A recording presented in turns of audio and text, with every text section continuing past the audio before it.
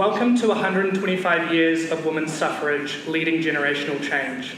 My name is Luke Sweeney, and this is my co-president, Gillian Yang. Tonight, we're honoured to celebrate a tremendous milestone for women in public life. And it's truly wonderful to see such a diverse audience from all ages and backgrounds coming together to mark this occasion. A big thank you to our generous sponsors, gold sponsors, Chorus and Anthem, and silver sponsor Spark for making this fantastic event happen. Just a little about the club. The Public Policy Club is a non-partisan, student-led political club at the University of Auckland. We started around 2 years ago, and some of our primary goals are to increase youth engagement in politics, to inspire young people to discover their political voices, and to encourage them to use those voices to make a meaningful impact. We're here tonight to celebrate a momentous occasion in New Zealand history. 125 years ago, our small country at the bottom of the world became the first self-governing nation to grant all women the right to vote in parliamentary elections. Not only was this a turning point in New Zealand history, it inspired suffrage campaigns worldwide. The impact of the suffrage movement was both legal and societal, elevating women's social status and giving them a newfound agency over their lives. 125 years on, the idea that women should not have the right to vote is unthinkable. While this new generation of women may take this right for granted, we must not forget the sacrifices of those before us. The passion, dedication, and persistence of the suffragists remain relevant to this day. But despite the improvements over the last 125 years, we still have some way to go to secure complete equality for all women in New Zealand. Tonight, we'll reflect on the lessons from the past and consider what we can do going forward to ensure our vision for equality becomes a reality.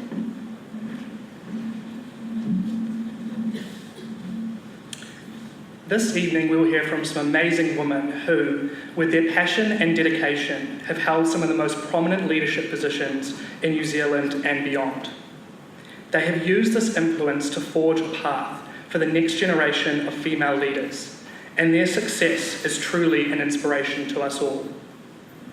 You will hear from 3 women who have occupied the role of Prime Minister of New Zealand.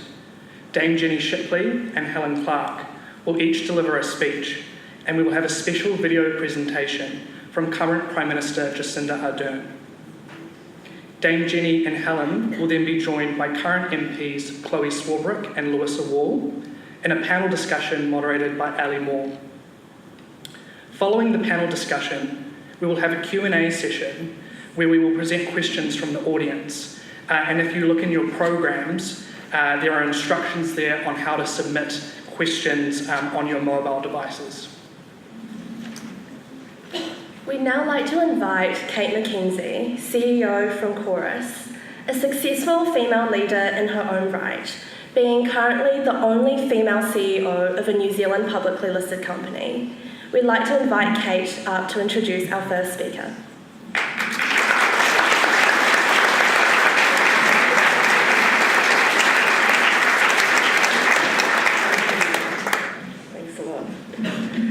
Thank you very much, Luke and Julian. It's great to be here this evening to mark 125 years of women's suffrage. It's a real privilege to be here with Dame Jenny Shipley, Helen Clark and our current Prime Minister via video. Definitely real trailblazers of women's leadership and role models both here and around the world. I've also taken a bit of inspiration from Kate Shepherd, clearly an inspirational leader in her own time and very instrumental in ensuring that New Zealand was first in the world to give all women the right to vote. I found a little quote from her back in the 1890s.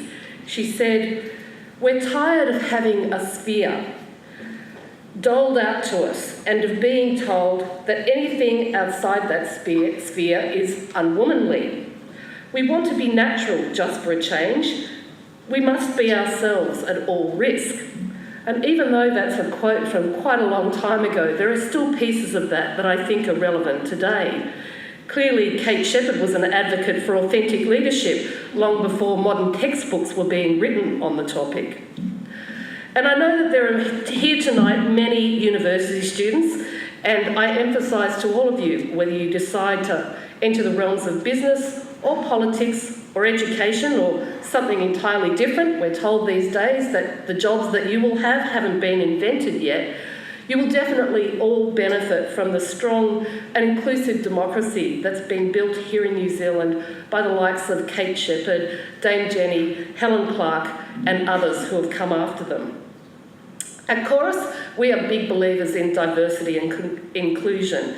We're definitely not perfect, and we have more to do to get a greater range of diverse talent into senior roles and more women into leadership positions. But we're working very hard on that, and we've made some really great progress in the last few years. I think it's a challenge for most businesses these days as we look to close the gender gap.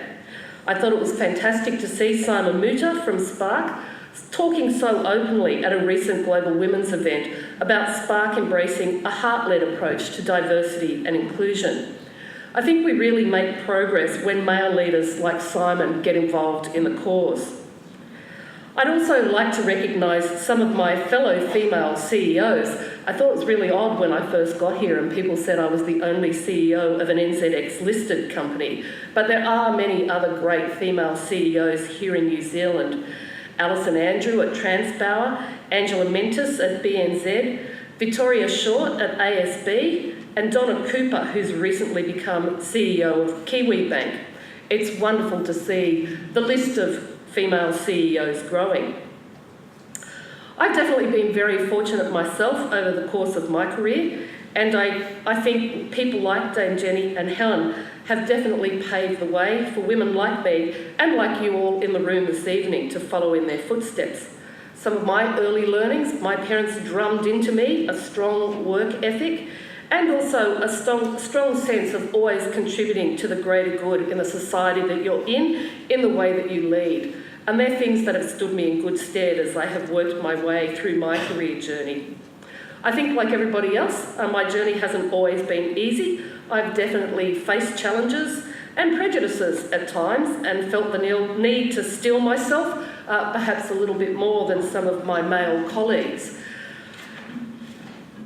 I've also accepted the trade-offs that many of us have to make as female leaders. I've got 2 kids, so like many of the people in this room, I juggled being a mum, and my kids learnt very, very early on how to adapt to having a woman in business as their mother. There were some upsides to that as well. You know, they got to hang out at some pretty cool events from time to time, and they got used to making sure that if they wanted me to turn up to something, they gave me warning and put it in my diary. They've now grown up and moved out of home, and now I just have a husband who's occasionally bored and lonely while I'm at work to contend with. I'm definitely really grateful for the opportunities that I've been afforded and that I've embraced, sometimes with trepidation, but I've learned to worry about the risks and then take a few of them anyway. And I really encourage all of you to do likewise and to participate in leading and supporting the healthy democracy that we're really, really fortunate to enjoy here in New Zealand. Well, it's hard to introduce somebody like Dame Jenny Shipley, the first female Prime Minister, the first woman to chair an APEC Leaders Conference, the first Prime Minister to go to the Hero Parade. There have been many, many firsts for the hugely influential Jenny Shipley. Dame Shipley began her career in politics in 1975 and was elected to Parliament in 1987 at the tender age of 35.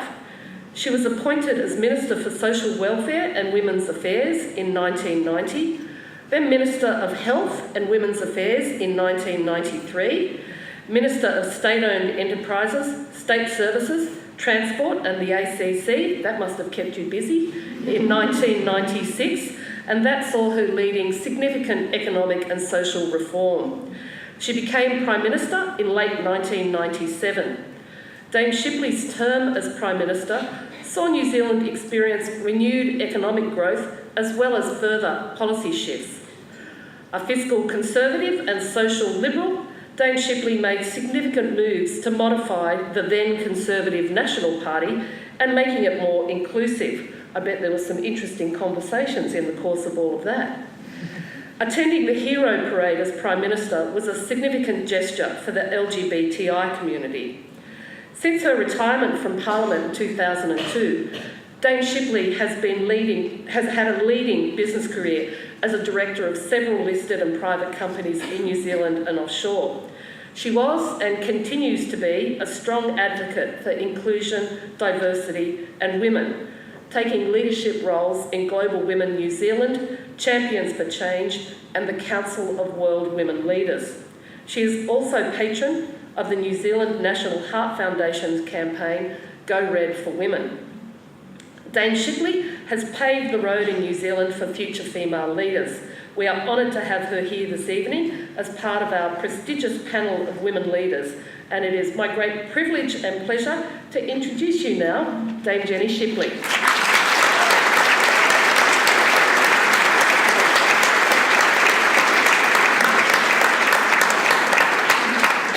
Well, thank you for the generous introduction, and can I acknowledge my fellow panellists, but also express my extraordinary pleasure in seeing you in this room. And what I mean by that is we need to ask ourselves this year whether we both personally and collectively are doing justice to the fight that the women who were suffragettes fought for, and whether we are taking that mission forward in our own lives and in our community. And frankly, it's a relief to think that the majority of you in this room are interested in public policy. I grew up in my political environment where there was a huge debate.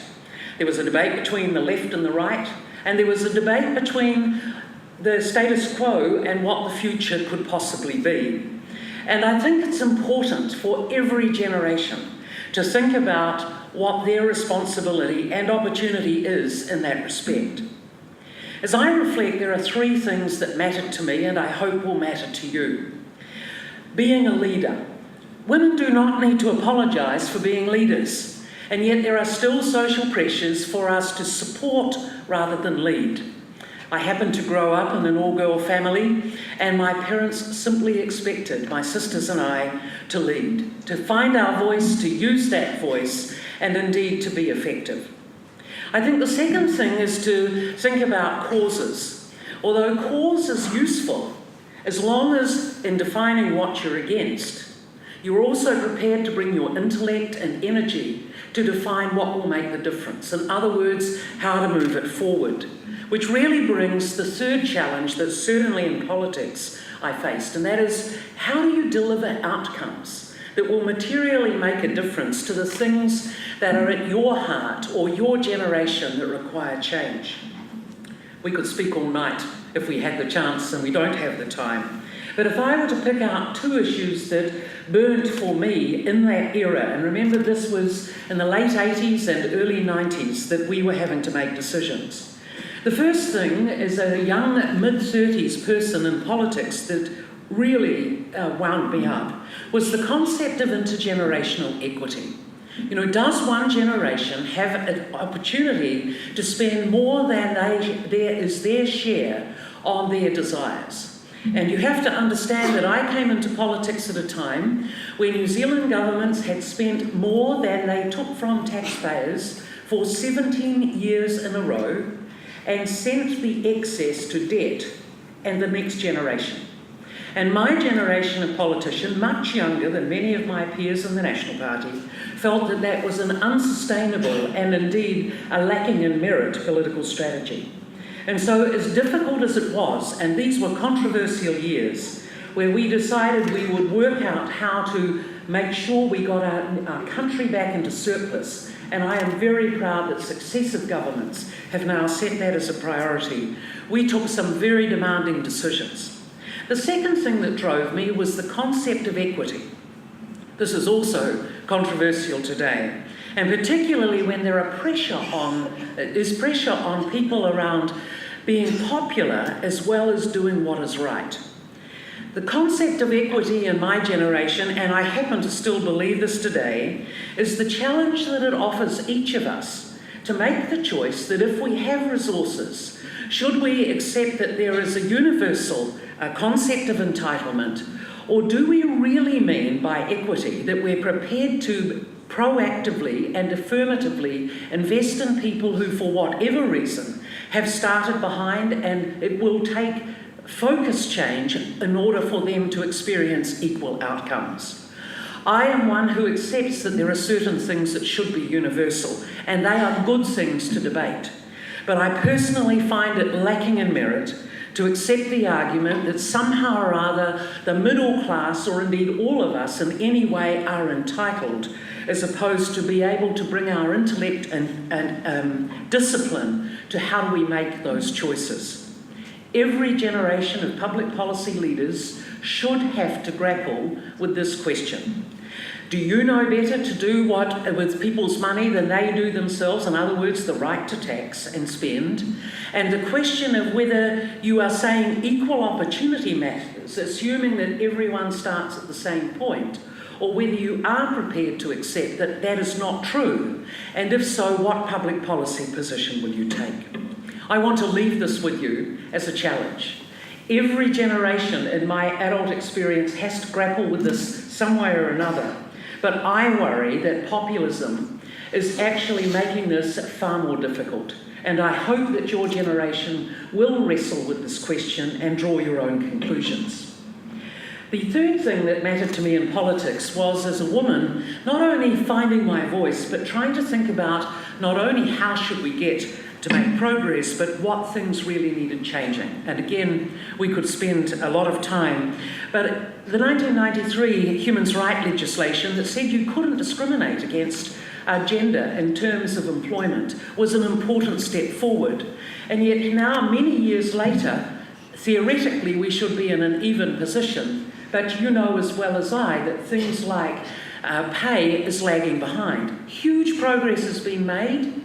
But my conclusion here is legislating is a very important first step, but it still requires proactive behaviour by leaders. And I've had the privilege out of politics as a chairman of companies being able to say to our executive and across our board, so what is the gender pay gap in this company? Doing the analysis, asking whether we have a strategy, and if not, putting one into place, and systematically and incrementally minding the gap that over time closes that down. So law, but leadership, and being committed to a cause, and exercising that leadership in order to get the outcome are all elements of being highly effective leaders.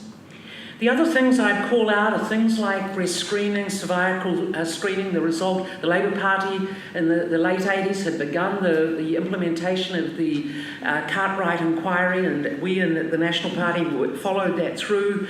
Things like student loans that may seem absurd to you, but when we first put in the student loan scheme, the bank said, well, they were happy to back men, but the government would have to take responsibility for women because women were not a good investment risk. I'm pleased to tell you that the Cabinet of that time simply sent the banks away, and today you have a highly equitable student loan system where women and men are treated equally. There are many, many other examples. I can tell you putting a sexual health strategy in place with a national caucus or a national cabinet where there were only 3 or 4 women was a big challenge, but I give it to you because if you put the case effectively and your peers who are decision makers see the merit of that case and are prepared to back it, then change can happen. That Conservative cabinet not only promoted one of the first comprehensive sexual health strategies, but also approved the use of the morning after pill, for example, as a fundamental element of that. My point here is don't start by thinking your achieving outcomes is impossible just because you draw assumptions about a group of decision makers who you might conclude are conservative. In my experience, if you are a person of substance, if you put a case forward that is substantive, you can get change. There are many other things I'd like to call out, but we don't have time. Appointing the first Chief Justice as a woman was a huge honour for me personally, and again, a great story in itself, which I must write down at some stage in the future. But being in a leadership role doesn't mean just occupying the space. It means using the power to influence outcomes in a way that is meaningful. So in conclusion, I want to leave you with this challenge. Who are we as New Zealanders? I want to remind you that Maori have lived in this nation just over 1,000 years or thereabouts. Pākehā, people like me and my ancestors came to New Zealand, and obviously the first discovery about 250 years ago by Pākehā. Remember, Maori were here first. Both Maori and Pākehā, if we were using Anne Salmon's language, we found the last best place on earth. But I want to remind you, particularly those of you who are women in this audience, and men who are committed to change, that we have only, Maori and Pākehā, been together in New Zealand 250 years. Half of that time, you and I as New Zealand women have had the right to vote, 125 years. And ask the question, what as young New Zealand leaders we should be thinking about doing as we look over the horizon, just as Maori did as they came down through the Pacific, as Cook and then my ancestors did as they came down through the Pacific, and then as you and I look out across the globe, thinking about what it means to be a leader in not being afraid to go over the horizon as the suffragettes did. And I hope that you will think about your leadership intent and your leadership purpose, finding your voice in a way that is meaningful, leading, and in support if necessary, but don't be afraid to lead. I also want to encourage you, by all means pick causes, but any fool can describe what's wrong. Leaders identify what's wrong and then put strategies in place that will change it in a way that delivers outcomes that lift people's sights and give them a sense of a place in the future. For those of you who love politics, I want to encourage you to do so. You're going to see 4 of us from different perspectives across the political spectrum here tonight. But I also want to leave you with this challenge. While each of us comes from a particular political perspective, that is the cause part of it. Each of these 4 women are leaders in their own right. So develop your leadership identity and your leadership skills and pick your cause, whether it's a political cause or otherwise. But my last observation is the contest is not between the left and the right. The contest is with the future. And how you get there can be about political philosophy or political belief, but actually shaping the future is the challenge that I hope you will think about if you were to walk in the shoes of the suffragettes and do justice to their aspiration. Thank you very much.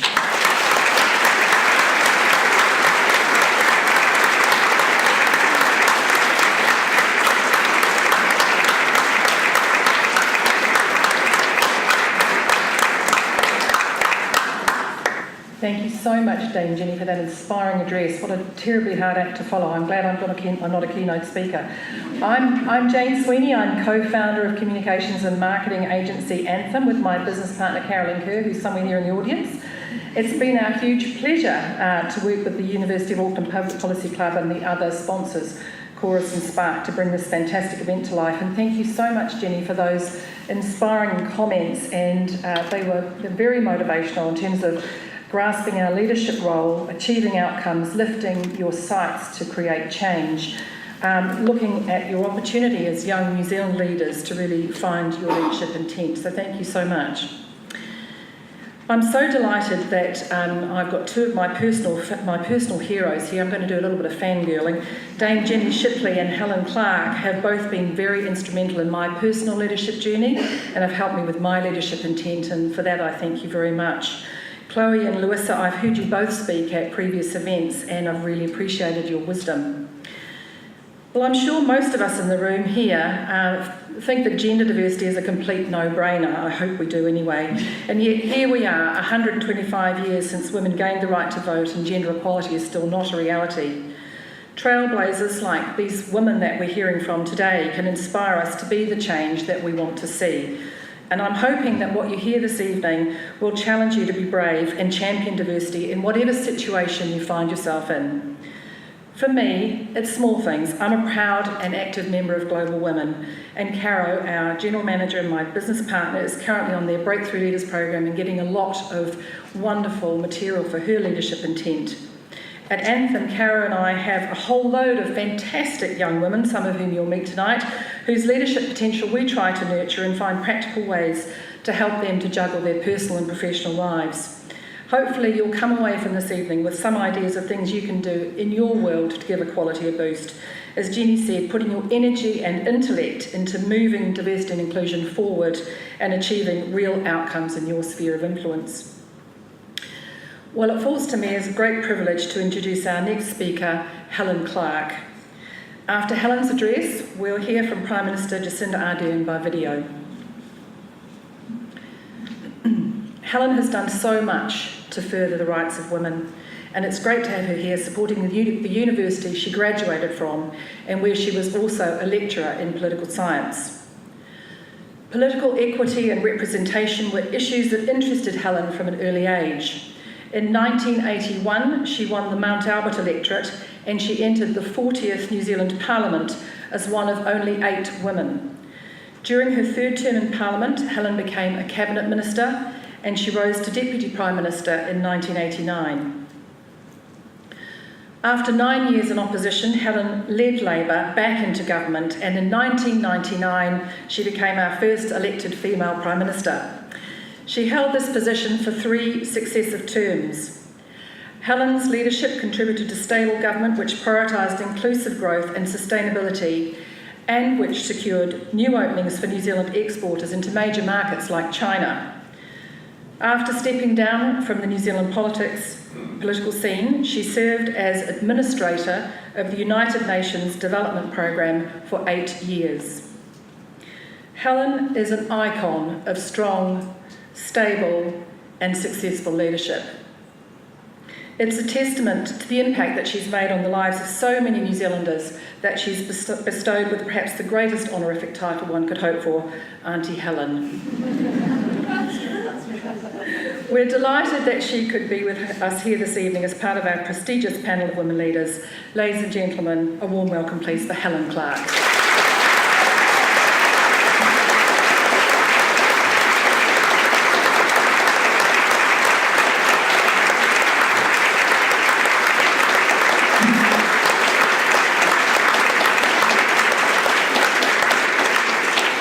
Thank you, Jane. I'm waiting for it to become Great Auntie Helen because I do have 7 great nephews and nieces. But anyway, congratulations, Auckland University Public Policy Club. This is the most upmarket university club venue I've ever been at, I think. So well done, and thank you to the sponsors for making it possible.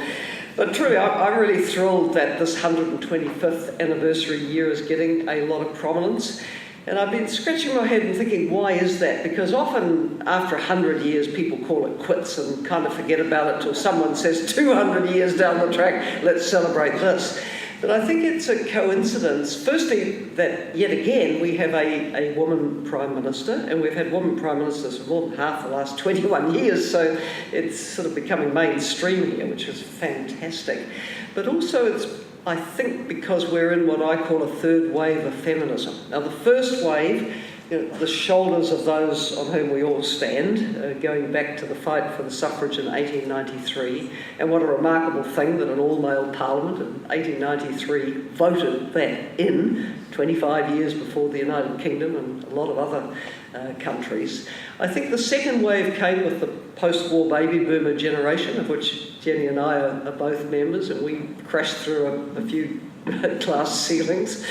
Chief Justice is another, Theresa Gatting, a lot who came up to the top of things from that post-war generation. But this third wave, I think, is surging with the realisation that all is not well, that we get legal equality, but sometimes it doesn't quite result in what we'd like to see. And I've been commenting a bit recently in events like this at the appalling rate of domestic and family violence in our country, which is such a blight on the prospects and lives of women. I think the hashtag #MeToo has taken off here, as it has a around the world. I think that Hillary Clinton not being elected, this is sort of a surge of women's mobilisation again in the United States around, well, what do you have to do? How good do you have to be? So for all sorts of reasons, I think the 125th has struck a chord.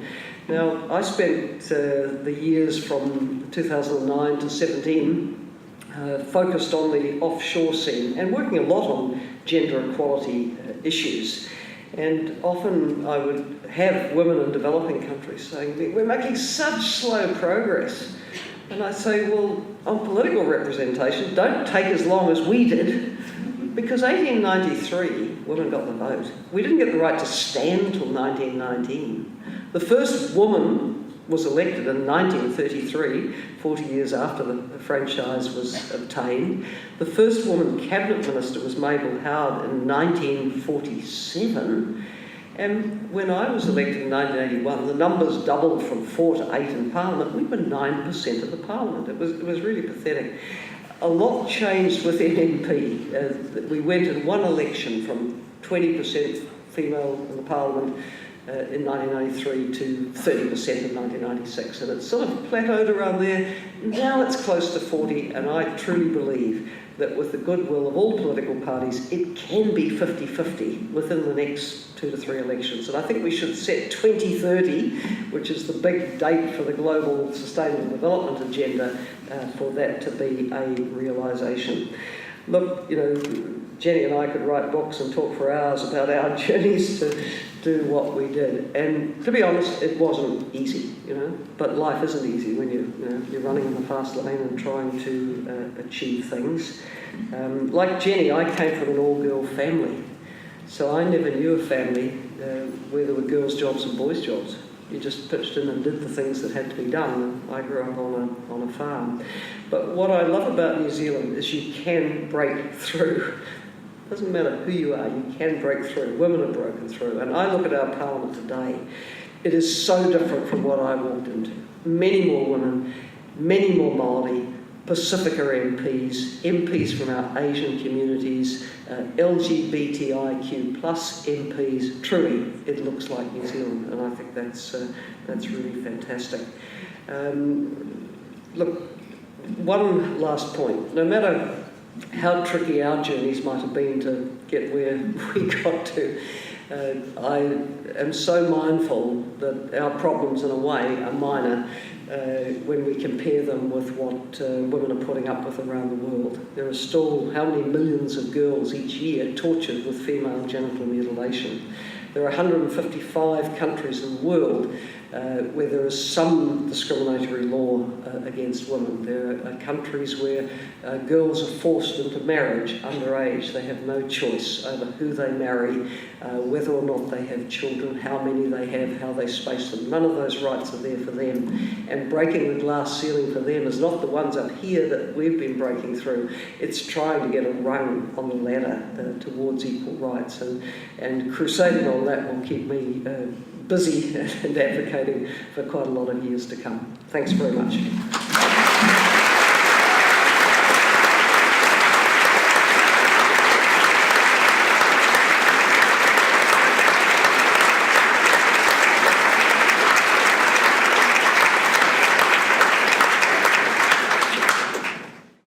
Kia ora koutou everyone at the University of Auckland Public Policy Club. I'm sorry that I couldn't join you today, but I'm so pleased that you are marking the 125th anniversary of women's suffrage in New Zealand with the event that you're holding today, and with the theme of generational change, which I think is so relevant, particularly given that you have the involvement of Dame Jenny Shipley and Helen Clark there today.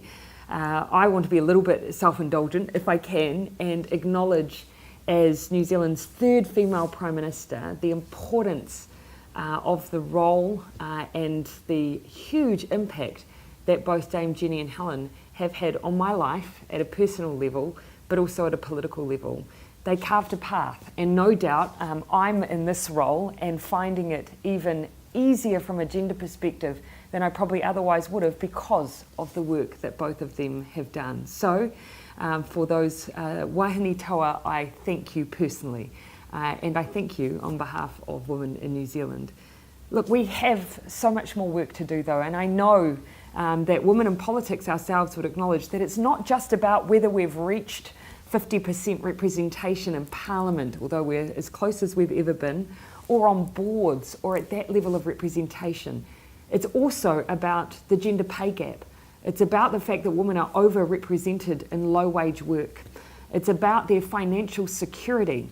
It's about the fact that they are more likely to experience intimate partner violence, domestic violence, and the impact that has on the lives of them and their children. We have so much more to do if we are to make sure that we are truly lifting the outcomes for women in Aotearoa. Now, we could say, let's see how much we can achieve in the next 125 years. We could say, let's see what we could even achieve in my daughter's lifetime.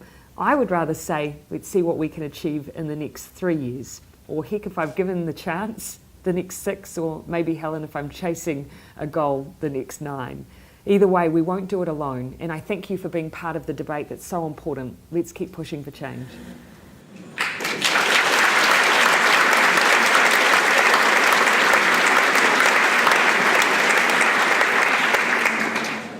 Wow, that's not a hard act to follow.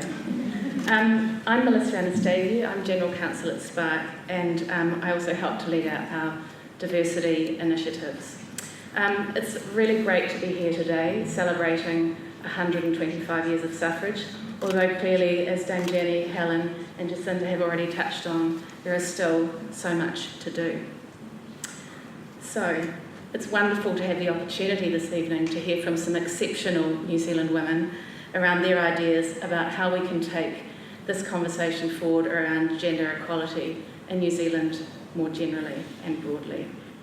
Before I introduce the panel, I do just want to touch very briefly on an initiative at Spark that has had a massive impact on our organisation culture, both from a gender equality perspective and more widely. It's called the Blue Heart Initiative, and today 3,000 of our 5,000 staff have signed up, and by making a personal pledge to diversity and inclusion. It's symbolised by a blue heart, which I'm wearing today, and if you'd be interested in hearing about it, we have a little stand at the back there. We've found already it's made a huge impact positively on our organisation culture, and we'd love to see it shared more broadly around other organisations in New Zealand. So, I'll now introduce the panel. Chloe Swarbrick, a university student and small business owner at the age of 22, Chloe Swarbrick decided to run for the Auckland Mayoralty. Unlike many of her opponents, Chloe didn't have a massive budget.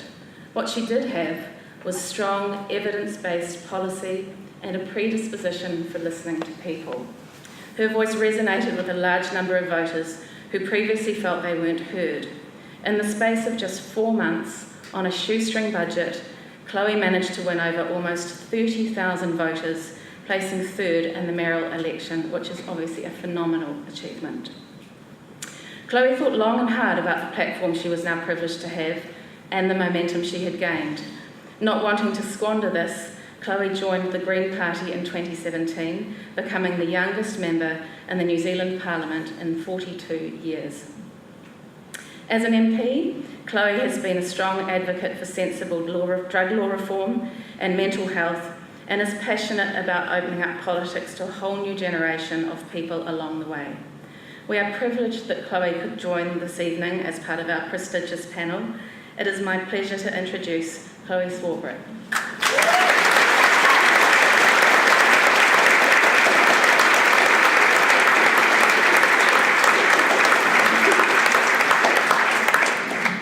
Okay, Louisa joined the Labour Party in 2005. Entering Parliament in 2011 as MP for Manurewa, a year later she was making significant waves forwarding the cause of the LGBTQ community with the submission of the Marriage Amendment Bill. Before entering politics, Louisa's career spanned many fields. A highly awarded Silver Ferns player, she became a world champion Black Fern in 1998 and was awarded New Zealand's Women Rugby Player of the Year a year earlier. Following her athletic career, Louisa joined the health sector as Program Manager at County's Manukau District Health Board. As a Member of Parliament, Louisa has been a prominent advocate of LGBTQ rights. Her same-sex marriage bill passed its first reading by a strong majority in 2013, making New Zealand the 13th nation in the world to legalise same-sex marriage. Louisa has since continued to be a strong voice for community and family, advocating for human rights and equal access. We are very honoured that Louisa could join us this evening. Ladies and gentlemen, I'm pleased to introduce Louisa Wall.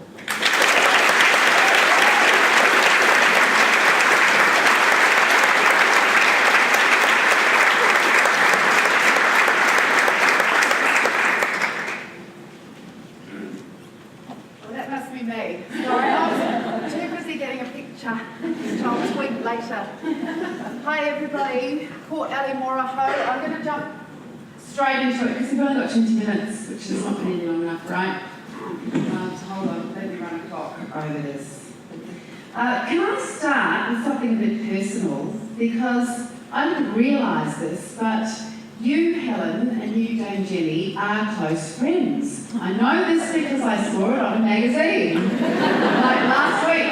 And I never, ever buy those magazines. It's a personal thing of mine. So can you tell us a bit about your friendship and how that came out? Because it's a marvellous example of kind of cross-party accord. Look, I think the key thing is mutual respect for each other. But Jenny and I have quite a lot of different views. We come from different parties, but what I really valued as an MP, going back to the 80s and the 90s when Jenny came in, was that the Labour and National Women MPs worked together on issues.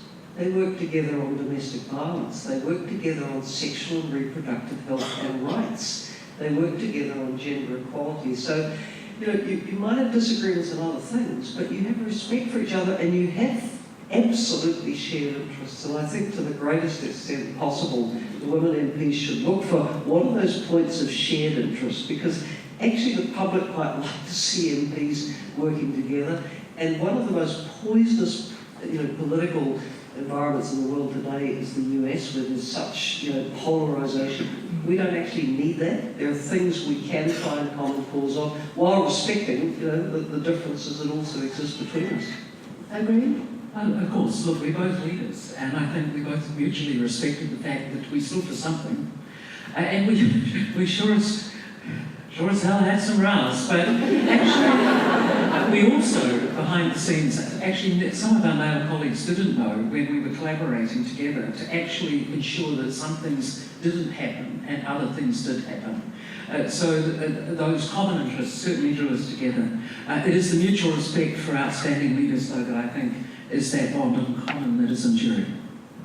Louisa, you're carrying that on today in your role as chair of the Women's Parliamentarians, is that right? Which is a cross-party women's group. You've been the chair 7 years. What is the kind of work that you do in that group? Well, kia ora mai no tātou, and again, thank you for the opportunity to share the stage with this amazing panel. And you too, Ali, love you. So we started a group called the Commonwealth Women Parliamentarians in 2009. It was actually an initiative driven by Dr. Jackie Blue and Carmel Sepuloni. They were original co-chairs, and I now co-chair with Joe Hayes. So we've done exactly what Helen has said. We've tried to find issues that we could work on and collaborate on. And so we do have now a work program which is focused a lot on our ethnic and migrant communities, to be honest. We've just passed a piece of legislation through the House people won't know, but it is about trying to contribute to the global ending of child brides. And so in New Zealand you can get married, or you could before the law went through if you were 16 and 17 with the consent of your parents. Now you have to go through the family court. So we've made some very clear positions about informed consent and a process that safeguards the interests of young women particularly. We are currently working on issues such as female genital mutilation. It's happening in New Zealand, believe it or not, and the communities are now starting to talk about it and be very clear. We do have a challenge because this new generation of mainly young Muslim women actually want to be able to practice. And so how do we, I guess, honour a cultural practice that is in variance to what we think should happen to young girls? And I think one of the solutions is to not make it for young girls, is to actually link it to marriage. and to say, well, if consenting adults want to have a procedure, we have to let them know what it looks like. Family violence is another area that we collaborate on, and the other issue we're having in New Zealand at the moment is around human trafficking and the prostitution issues that have just recently become public. We're here, of course, because of the anniversary that we're celebrating, 125 years of women's suffrage in New Zealand. I'm going to ask you, because I need to ask you all, how far you think we have come as a nation in achieving equality in that time. And I want to start with Helen, because you've said that we've made enormous progress, but it's fragile. Can you explain that to us? Well, look, we have made enormous progress. The place is immeasurably different from when it was when I was born, when I was going through school, early years at Parliament, and so on. But some of those attitudes are still out there, and heaven forbid that we ever get the kind of backlash as is happening in the United States now, where there's a real possibility that the constitutional right to abortion, determined by the Supreme Court, could be rolled back. I saw a major debate today on CNN where a New York University law professor said what will happen is that states will start legislating for bans on abortion, and that will go up to the Supreme Court, which, with the change that's contemplated, could actually agree with them, that states could ban abortion. That's what I mean by rollback. So it is fragile. But nonetheless, I feel we've got a pay gap of 9.2%. We've got these awful domestic and family violence issues. We've got a little way to go in parliamentary representation. Huge way to go in the private sector with women in senior management and on boards. The public sector's done much better on boards, but still a bit light on management at chief executive level. But we can do it. We can do it. And I think if we can work across party in the ways that are being indicated, hopefully we can stop ever any suggestion of rollback here. Chloe, as the youngest person on the couch and the next generation, really, are you gobsmacked sometimes at how little things have changed? If you see what I mean. I mean, we've all watched that change happen incrementally, but you, as a young person, a young woman... Thanks for noticing. Yeah, must be astounded at the attitudes that are still out there. Yeah, and also I just want to add one of the amazing things that was left off about Louisa is that she's the captain of the Parley Ferns. So that can be kia ora. Yeah. It's a fascinating one. I was actually privileged to be in the UK recently for an Environment Select Committee trip because we'll soon be considering the Zero Carbon Act. And I met up with the youngest member of Parliament over there, Myri Black, from the SNP, who's actually also 24 years old. Also in Australia, the youngest member of Parliament is 24 years old, so 1994, good year. But Myri was talking about her experience in the Westminster system, which we've obviously kind of emulated here, and the Old Boys Club there. And her experience seemed to be a lot worse. So I still think that things are quite relative. Just to put it in context, we are having this reflection, obviously, because it has been 125 years, and yes, things have come quite a long way, and I think that that's awesome. But I think we do need to really be focusing in on the experience of women in 2018. And to that extent, really all I can speak to is my personal experience. And as a young woman putting themselves forward for election in 2016 and then 2017, time and again I came up against this kind of notion that I had no life experience.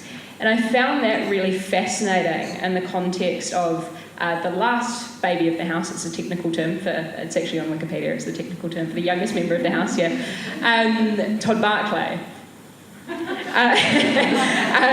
No one ever asked him about life experience, and I do think that there was an element of kind of gendered issues with regard to that, and I had to keep going, what do we actually mean when we talk about things like life experience? If we're to talk about this generational change, which is also a thread that's been touched on tonight, my life experience as being of the generation that's been saddled with massive student debt, that is going to be the first generation to really experience the first-hand impacts of climate change, and also, the kind of correlated issues around the refugee crisis and otherwise. So that is my life experience. But alongside that, I think that there is a really dangerous presumption that more years on earth equals potentially more wisdom, just to throw that out there. I mean, obviously we have incredible women here who absolutely represent the wisest amongst us, but just the notion that, being older validates your position in a space more than somebody else, I think is a dangerous proposition. I know a lot of people who've spent the past 30 or 40 years of their life doing the same kind of thing day in and day out, and that's not necessarily a bad thing. But it is when, perhaps those views are 30 or 40 years old and they haven't been updated. So, yeah, just kind of the intersection of age as well as gender, I think, is an interesting one. Let's talk about what women bring to leadership then. We're always hearing how it's so much better for the financial health of companies to have a gender equal board, for example, which you would assume would mean that board chairs who don't immediately create a gender equal board they should be sacked, right? And yet, it doesn't happen. What's that about? Perhaps, Dame Jenny, you could speak to the private sector for us? Well, look, it's not true to say it doesn't happen. It is happening, but it's slow. And it's slower than I prefer, but I can tell you that there are many male colleagues who are chairmen and also chief executives. You heard about Simon Mutter is one of the most outstanding chief executives, totally committed to the value of diversity and inclusion and the dividend it delivers. It is Global Women and Champions for Change are literally training women and socialising their male colleagues so that they will make this change. But as a chairman of a number of companies, you've got to be deliberate. As I pointed out in my conversation, the law says we're equally entitled to participate. But unless you sit there and firstly you believe that women being present make a difference. I mean, the customers of Spark or almost any company that you serve today have economic power, and a very significant part of that is the women's economic power in society. So any board that is thinking clearly will think about having diverse and inclusive leadership both at the executive and the directors level. I chair one major company that is 50-50, and I can tell you it makes the world of difference. But the assumption that women think the same as all women think the same any more than all men think the same is also stupid. The very fact that we are very different but bring multiple lenses to our decision making, you have to chair differently because you've got multiple streams of ideas, but you definitely get a better decision. And all the research in corporate global corporate work now shows that if you've got a diverse board, the bottom line is a bit ahead of your peers. And in particular, when there's been crises, those boards that have been led by more balanced boards have fallen less far and recovered more quickly. And I think it's the diverse approach to risk, but also opportunity, that women and men sitting together can make the difference. In my experience in the caucus and in the cabinet, that was true as well. While we were never near balance, the parliament today it wasn't where we began. But when you could get engagement of women and men, actually you got far further and got possibilities that you might not otherwise have considered even achievable, were able to be delivered. So I don't start from the premise of what can't be done. I start from the premise that we all have to work out where our influence is and what action we can take. Whether it's to close the gap in the pay, whether it's to appoint directors, and really committed. If there are two people with equal skill, will you defer toward the women? I can tell you it's challenging in boards, but if you're committed to it, you can deliver change. Helen, how well really is the public sector doing then? Surely the public sector should be way out in front, leading the way. How well are we doing? Yeah, it's a story of two parts, because on the appointments that the government makes to the SOE boards and the other CRI boards and advisory, etc., up to 43% now. That's pretty good, and it's come on a lot over the last decade or so. I remember I used to chair the Honours and Appointments Committee, as I'm sure Jenny did as PM, and you'd get ministers come along with a list of proposals for appointments to boards, and some were silly enough to bring no women on these proposals at all. And you'd say, go away, go and look again. But my understanding, I haven't directly checked the figures for some time, but my understanding is that at the chief executive level in the public sector, we could be doing a little better. So that needs some focus. When I was at UNDP, I was the boss, there was a deputy, and then there were 9 senior managers below that. And in my time there, for years, we achieved either 6 women and 5 men, or 6 men and 5 women. We couldn't get it exactly equal for obvious reasons, but you had to work hard to do that. Perhaps advertise 2 to 3 jobs at a time, because that always gave you the leverage to say, well, you can't appoint 3 men, or actually you can't always appoint 3 women either. But we tried to get that gender balance very deliberately. I'm going to use the Q word. Anybody a fan of quotas at this point? Yes, 100%. And actually on the 31st of October in Parliament with Global Women, our CW peer group is having that exact debate. Should we have legislated quotas, or are we satisfied with targets?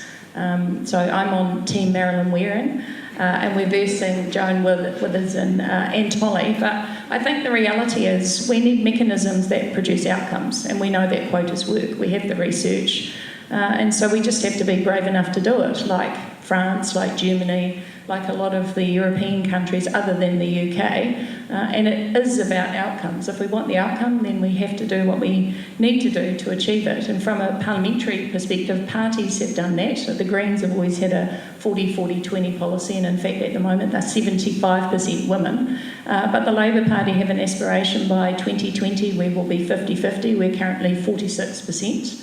I know the National Party traditionally haven't believed in quotas because somehow they think that women who aren't competent will get through the system. But I think what quotas do is actually say the system is sexist. There is an inherent issue in the system, and to address those systemic problems, then we make the outcome happen. So I'm all up for it because 19% isn't good enough. And the way they've done it in France is if you're a company and if you don't meet the 50-50 objective, then they won't register your company and you can't operate. And you can't pay directors board fees. And I can tell you it's got their attention very quickly. So their administrative measure, they gave them 2 years that they had to move toward more diverse boards. And if they hadn't achieved incremental change, there literally was no legal ability to pay directors' fees. Unsurprisingly, they turned their minds to it very quickly. So there has to be some kind of direct incentive. So I guess the question is whether you go with a quota legislating or whether you create some other mechanism that delivers the outcome. Really what I was trying to say earlier.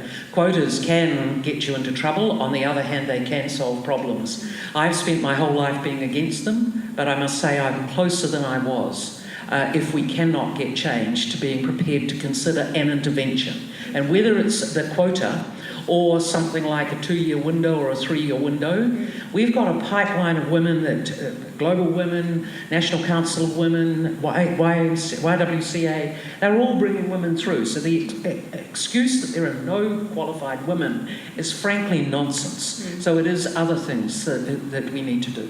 Yeah, I think to Helen's, sorry, Ellie, I think to Helen's point as well, how good does women really have to be, when we're talking about the US election in particular. But so too, I time and again when I'm at universities and stuff, ask people, what do you think of when you think of a politician? It's actually probably not people that look like us up on this stage, still. It's still, and I don't mean to be at all offensive when I say this, but it's kind of a fact. You think of an older white dude, and that's because that's what most of our politicians look like. Are we comfortable with that? Are we not? Yeah, definitely less than they used to. I agree with that. But the default culturally is still very much embedded. And I think that means that women have to work harder to validate themselves in those spaces. Which leads me nicely to some stories. I would like some stories of sexism in Parliament from all of you, please. As quickly as you can. As down and dirty as you can. Do you want to start, Chloe? I don't. You really don't want to start? Louisa. Yes, I can start. Actually, in March this year, I went over to Geneva with the Honourable Anne Tolley and the Honourable David Carter. We were New Zealand's delegates to what is called the Interparliamentary Union. Really interesting space. Sweden put up a Me Too emergency item, which was actually looking at sexism, harassment, violence in the workplace that parliamentarians actually have to experience, based on a 2016 survey that said 81.8% of women had experienced some sort of psychological abuse, and 40% of us had experienced death threats, threats of violence, rape, and actually physical harm to our children. So we are actually going through a process as CWP to quantify the level of abuse that's happening for women across our parliament. So we're in the middle of that process as we speak. I'm actually leaving for Ireland tomorrow. I'm going to the International Caucuses of Women. We're looking at having a women's parliamentary declaration at the end of that process, 36 countries, over 300 women MPs. And I actually think that we could be shocked about the level of sexism that continues to occur today in Parliament. So watch this space, because I think people assume we have these privileged positions and that actually we will never experience sexism, but we have and we do, and I won't disclose some of the issues that I have, but I've certainly received death threats, especially through social media now, and any time I advocate for LGBT rights, the abuse that I get via social media on my Facebook page, through email is horrific. But I can say I've had issues in Parliament with some of my male colleagues and how they have spoken to me and their threatening and intimidating behaviour. Chloe, social media, massive problem for you as well? Yeah. Yeah. I mean, if you want to see sexism, you can check my Twitter mentions. It's the intersection as well, I think, of the age as well as the gender thing. But I mean, to kind of speak to a very topical issue, which may get controversial, but we don't really have the time or space for it, beyond how it's currently obviously topical at the moment, the debate around trans women. And their rights. And I put out a tweet about how feminism to me, because I was actually asked this recently by a journalist, how I felt about really prominent feminists like Germaine Greer coming out and saying that they didn't see trans women as part of the feminist movement. And I growing up in the age of the internet and the Tumblr, had really struggled with actually identifying as a feminist when I was a teenager, because to me, the way that it was portrayed in pop culture was about man-hating. But the more I read about things and going through university, to me, feminism became obviously about equality and equity and about advancement of women's rights to that end. And I just don't feel as though my version of feminism looks like exclusion. I feel like feminism to me is about solidarity. I don't know why we would use the platform that we've fought so hard for to stomp on other people. Why we would use this platform to marginalise other groups that are being marginalised when we're fighting against marginalisation of ourselves. So yeah, just putting that one out there. Well done. Over time, but I'm just going to take 2 more minutes and I'm going to ask you this because I think this is important. No, none of you, it wasn't any of your fault. Because we're seeing 4 extraordinary women who are leaders in our country. I want to ask you about ordinary New Zealand women. Are we getting to a point where there's too much emphasis on leadership and not enough on progress and well-being for lower-waged women? I think that the moves that everybody has bought into now around, say, the 20 hours free early childhood education, all political parties buying into the paid parental leave, these are, addressing some of these issues, because the reality is those weren't so much issues for women who were better off. They could afford things.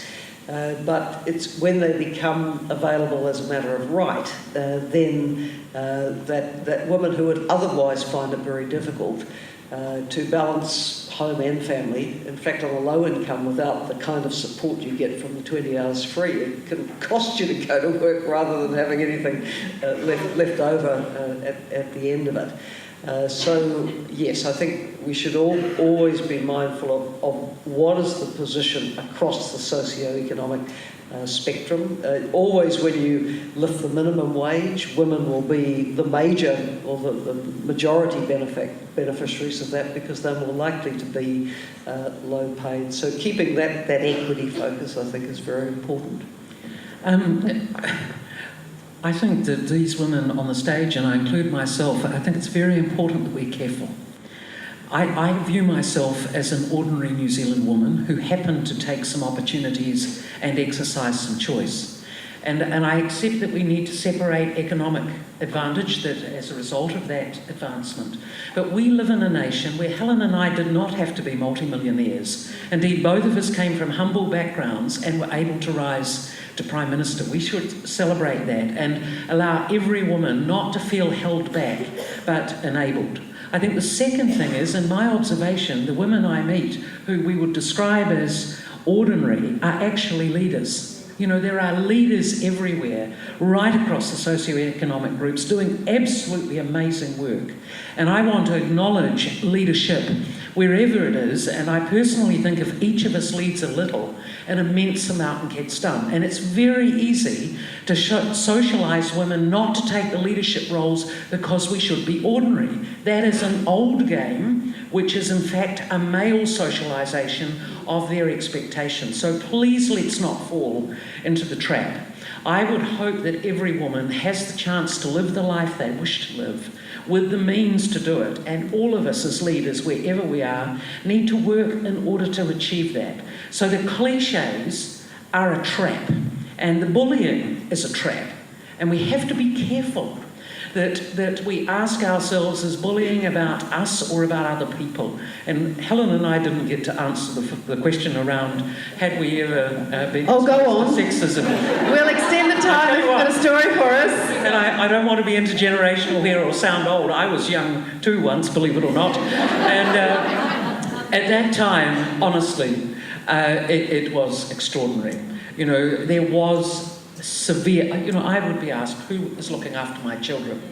And it was a deliberate bullying technique to try and disable me when I was being effective in debating. And these are old tricks, and at those times the Parliament was not like today, where there were creches and all of that. It was also demeaning. So one of my parliamentary colleagues thought it was funny to get into my swimsuit, to go into the swimming changing room and get in my swimsuit and then think that that was funny, and it even came into the floor of the House. I felt sick and invaded, and that person still knows about that. You'd be shocked if I told you who it was, and I won't. But actually... Are you sure you won't? You know, in many respects, I then call myself out as to why wouldn't I? Because those are things that when we call them out, it stops them happening. I do want to encourage you, often that type of bullying, the two things I've referred to, look, I've got death threats that frankly would make your... I acknowledge all of you have, but my children sat in front of television where newscasts said, "Kill Shipley, kill." And I acknowledge Anna here tonight, who, she and Ben lived through extraordinary times, but they accepted that their mother was a leader, and I explained to them what I was trying to do and why those times required leadership, and I am indebted to them that they attempted to understand that. But I do want you to recognise that women who take leadership roles have been, are, and will in the future be attacked by people who, for a range of reasons, don't want to see them there. But if we genuinely believe in equal outcomes, we have to support women like these two young women who have the courage to be present, who have the confidence to identify the issues, and who are going to drive them through to success. There are many reasons why you could convince yourself not to do things, but I implore you that if we are committed to equal outcomes, with women and men shaping the future together, we must give women courage and confidence, not describe reasons why they should feel less able than they should be to make change. Cheers.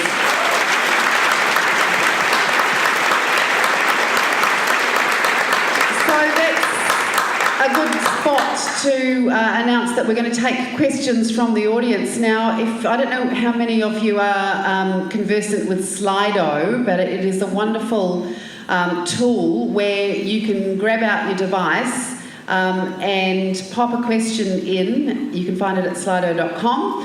And the great thing about Slido is that the best questions get voted up to the top. So can I please invite... First of all, another round of applause for our incredible panel.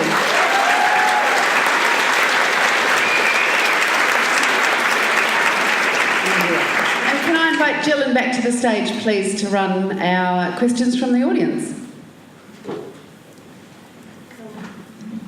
Thanks, Ali. Unfortunately, we might only have time for 2 or 3 questions. So currently the most popular one is, what can young men do differently or better to support women's equality in New Zealand? I'd like to answer that. I think we're going to move those last steps towards equality when men's life patterns look more like women's. I've given a lot of shout-outs to Clark Gayford for taking on the co-parenting. He said, this is important to me, it's important to us, as a couple. And it's when we see men taking their full share of the family responsibilities that we'll see these gaps really, really close up. 3/4 of the world's unpaid work is done by women. And I reckon if you did the calculation for New Zealand, probably we wouldn't be too much different. So that's what's got to change. And that doesn't just mean childcare, it means buying birthday presents for your mother-in-law and organising Christmas. Just quietly. What about the frozen meals in your dad's freezer? Yeah, We could go on. I was actually just going to kind of talk about what Jenny was saying earlier about the kind of special weird demarcation thing. I feel as though if I can be a politician in this country, anybody can. But I also feel as though, when I look around this room and I identify, just because I know them and they're my friends, people like Kira, who's an incredible young medical student, people like Joanna, who's doing some incredible work with her sister and attempting to shut down rape culture, and, innovating in theatre and creativity. And I think about my friend Jana, who is a midwife at Middlemore Hospital, experiencing firsthand, that public health system right now. I think that there are all forms of leadership. But worse than that, I really worry that the kind of type or manifestation of equality that we're working towards is not necessarily very conscious. So perhaps we're buying into quite a, for lack of a better term, and noticing that we're running out of time, quite a patriarchal version of success. And I just really want us to really investigate what we're actually working towards here. Because I worry about the way that, in particular, women are pitched to compete against each other. And, speaking to the sexism thing, some of the worst heckles that I've had in the house have been from other women. And they have been the most sexist jabs. So, I just want us to investigate how we all interact with each other, and also what we as a society define as success. Dylan? Great. So the second question is, how do you think women of colour can be empowered and supported in politics and other leadership roles? Perhaps Louisa could start with this one. I think actually what you're doing today is part of that process. It's having the courage and the opportunity to have forums like this because you're obviously interested. And I think every political party has a challenge about how they engage with this generation of young person to make politics relevant. And I do have to say my experience of the marriage equality debate was that young New Zealanders were incredibly engaged in that process. So I think actually it's about having engagements with them. And we're just going through a process actually at the moment where we're selecting our youth MP. And so I decided for the first time to work with my Manurewa Youth Council. And on my local board I have a 21-year-old Sarah who couldn't be here tonight, but we're actually doing a co-design process. We're going to jointly advertise for that position and we're going to have, a set of engagements with our community that includes young people having to submit a video, they have to do a 300-word essay, they'll have an interview and those sorts of things. But it's through processes like that where actually we provide platforms and modes and mediums where young people and how they communicate and engage can be more, enabled to think, yep, this is cool, this is something I want to do. Now from that, I'm hoping I get hundreds of applications. Now I possibly won't, we'll have to select one, but the intention will be to keep engaged every single young person who chooses to be part of that process. And when I'm not in Manurewa, which is a lot, Sarah will be the lead mentor for that person as a 21-year-old, and the Youth Council will also wrap around my youth MP. And our intention is to create a work program that we collectively work on. And so that's what I'm trying to do, and those are the types of initiatives and ways of working that I believe do engage community, but specifically in this instance, young people. But also being proactive. So again, coming back to Global Women, we wanted to make sure that we were creating an elevator not just for white, perceived as successful women, and so we established a program called Tupatoa. And a lot of companies were saying they want Pacific and Maori women who have been through university, and often through their very name don't get selected up profile lists when people are being employed. And again, this is just simply bad practice. Being proactive can change that pathway, and we're seeing some fabulous success. These women particularly getting a chance, and the companies are just then giving them permanent jobs because they're outstanding and they're open to diversity. I think the other thing is mentoring. Every one of you has the capability to be a mentor to someone who's not like you. And when you do that, you learn, but you also create an elevator that will make a difference for someone else. Great. Thank you to all our speakers for your very insightful answers. I might just invite my co-president Luke back on stage to wrap up the event. Well, it's been a great pleasure hearing so many thoughtful and insightful comments about what the future holds for women in public life. I hope we can all begin to reflect on the lessons that we've heard tonight and begin to activate the change that we want to see in our government, society and workplaces over the next 125 years. In closing, the Public Policy Club would like to say a tremendous thank you to our speakers, Dame Jenny Shipley, Helen Clark, Chloe Swarbrick and Louisa Wall. It has been an absolute pleasure to hear from you, and we thank you for taking the time out of your busy schedules to be with us this evening. If you'll all join me in giving them a round of applause.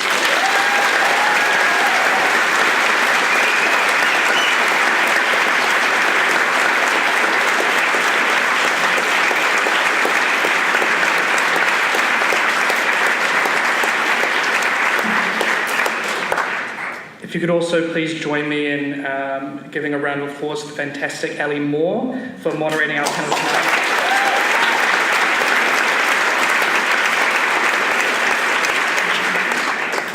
We'd also like to thank our gold sponsors, Chorus and Anthem, and our silver sponsor, Spark. Without their generosity, our little university club would never have been able to put on an event of this magnitude, and so we are incredibly grateful to them for the opportunity. And please do check out the Chorus and Spark booths at the back. They are both showcasing some magnificent diversity initiatives tonight, so feel free to get involved with them as well. Specifically at Anthem, we would like to thank Deandra Cave, Di Ruella and Lisa Van Beurden for their support in helping us organise this event and for the day-to-day planning. There's a lot of work that goes on behind the scenes to plan something like this. You guys have been absolutely fantastic, and we couldn't have done it without you. And lastly, Luke and I would just like to personally thank our team from the Public Policy Club. So that's Tina Fu, Ruben Alfred, Harsha Prasad, Kim Saran Lee and Jane Shanahan. We really appreciated how organised and passionate you all were, and also a special shout out to all the PPC volunteers floating around tonight. Luke and I couldn't have pulled this off without your help, so thank you so much for your time and your enthusiasm. And finally, just thank you to the audience for coming along tonight. We really hope you've had an enjoyable evening and have gained some thought-provoking takeaways. I guess that's it. Please enjoy some complimentary food and drink at the back and have a great evening.